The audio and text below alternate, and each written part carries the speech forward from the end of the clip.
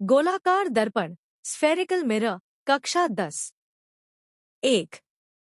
दर्पण सूत्र mirror formula.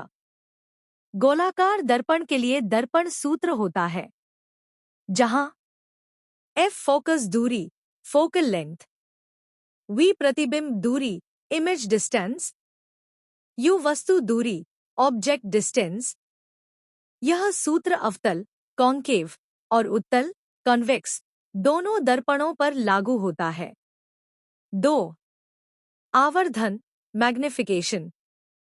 आवर्धन बताता है कि प्रतिबिंब वस्तु से कितना बड़ा या छोटा है, जहां M आवर्धन, H प्रतिबिंब की ऊंचाई, H वस्तु की ऊंचाई, V प्रतिबिंब दूरी, U वस्तु दूरी। 3. आवर्धन का अर्थ। M एक प्रतिबिंब बड़ा है, M एक प्रतिबिंब छोटा है, M एक प्रतिबिंब वस्तु के बराबर, M ऋणात्मक प्रतिबिंब उल्टा रियल इमेज, M धनात्मक प्लस प्रतिबिंब सीधा वर्चुअल इमेज। 4. संकेत नियम साइन कन्वेंशन। वस्तु दूरी U हमेशा ऋणात्मक होती है, वास्तविक प्रतिबिंब दूरी V ऋणात्मक होती है, आभासी प्रतिबिंब दूरी V धनात्मक होती है, अवतल दर्पण की फोकस दूरी F ऋणात्मक होती है, उत्तल दर्पण की फोकस दूरी F धनात्मक होती है। छोटा उदाहरण, यदि U 20 cm, V 40 cm, तो इसका अर्थ है कि प्रतिबिंब 2 गुना बड़ा और उल्टा है। प्रकाश का अपवर्तन रिफ्रैक्शन ऑफ लाइट कक्षा 10। अपवर्तन क्या है? जब प्रकाश किरण एक माध्यम से दूसरे माध्यम में तिरछे ऑब्लिकली प्रवेश करती है तो उसकी दिशा बदल जाती है।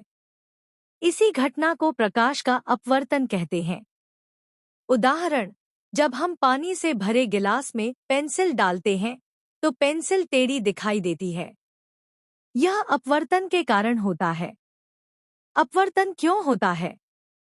प्रकाश की चाल स्पीड अलग अलग माध्यमों में अलग होती है।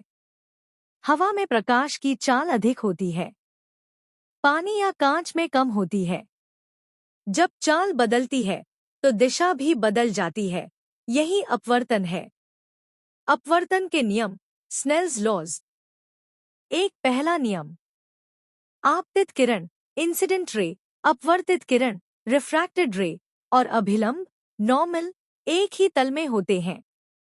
2. दूसरा नियम स्नेल का नियम, या जहां I आपतन कोण, R अपवर्तन कोण, N अपवर्तनांक रिफ्रैक्टिव इंडेक्स।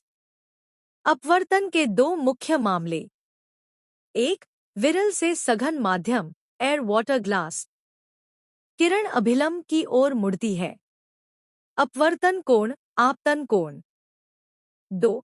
सघन से विरल माध्यम ग्लास एयर। किरण अभिलंब से दूर मुड़ती है।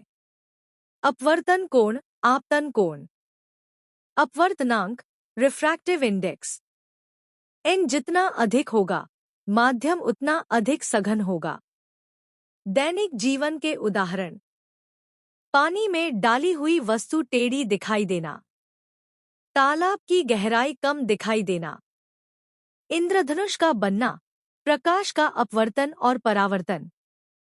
निष्कर्ष, प्रकाश का अपवर्तन माध्यम बदलने पर उसकी चाल और दिशा बदलने के कारण होता है। यह घटना हमारे दैनिक जीवन में कई जगह दिखाई देती है।